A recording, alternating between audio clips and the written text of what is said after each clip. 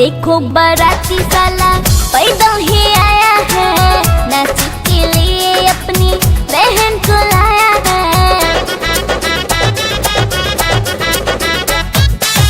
देखो बाराती साला पैदल ही आया है, नाच के लिए अपनी बहन को लाया है।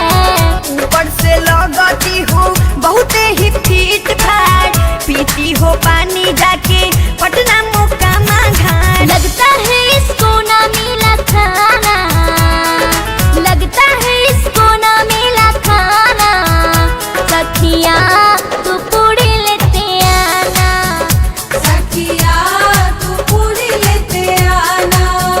जाऊंगा बना के घर वाली, ले जाएगा बना के घर वाली। बैलगाड़ी से आया होगा। अब बैलगाड़ी से तुमको लेकर जाएंगे।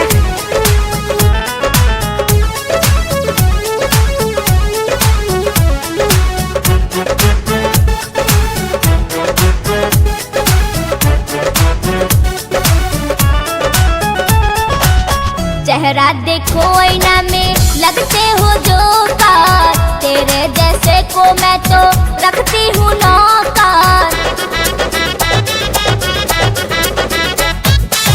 चेहरा देखो आईना में लगते हो जोकर, तेरे जैसे को मैं